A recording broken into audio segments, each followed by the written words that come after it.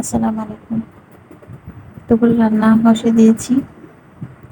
আমার ফ্রিজে ইলিশ মাছ ছিল। ইলিশ মাছটা বেশ কিছুদিন হয়ে গেছে। এই জন্য আমি এগুলোকে একটু কড়া করে ভেজে নিব। ইলিশ মাছ অবশ্যই হালকা ভাজি বেশি মজা লাগে, তো আমি এগুলোকে একটু কড়া করে ভাজি করে নিয়েছি। আর যেহেতু বেশ কিছুদিন ছিল মাছগুলো ফ্রিজে, এই জন্য আমি একটু পেঁয়াজ, একটু আলু কুচি করে নিয়েছি।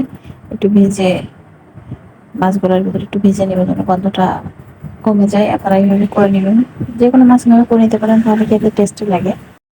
আর ভাজিটা প্রায় কমপ্লিট হয়ে আসছে। এখন তাকে নামিয়ে নিব। আমি ওইটার উপরেই আগে থেকে চিংড়ি মাছগুলো গরম পানিতে ভিজিয়ে রাখছিলাম। এখন মিষ্টি কুমড়া চিংড়ি মাছ দিয়ে রান্না করবো। পেঁয়াজ রসুন বাটা দিয়ে দিয়েছি, একটু গরম মশলা দিয়ে দিলাম। মিষ্টি কুমড়া আজকে একটু আলাদাভাবে রান্না করছি, শুকনো মরিচ দিয়েছি ফ্লেভারটা ভালো আসার জন্য।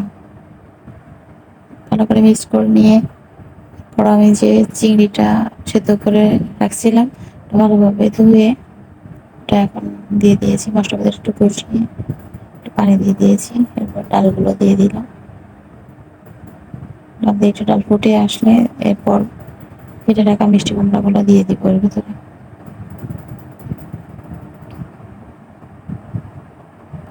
মিষ্টি কুমড়া তরকারিটা অনেক পছন্দের।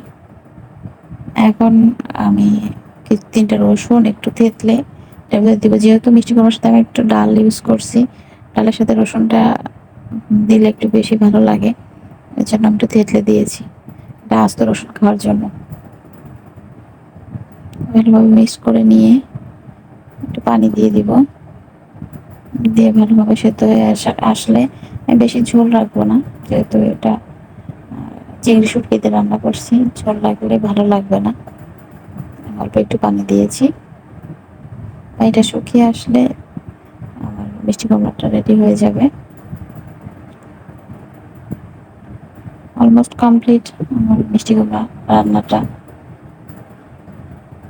চিংড়ি শুটকি আর ডাল দিয়ে মিষ্টি কুমড়া খেতে অনেক মজা লাগে। শুটকি কার কার পছন্দ কমেন্টসে জানাবেন। ভালো থাকবেন সবাই। আল্লাহ হাফেজ।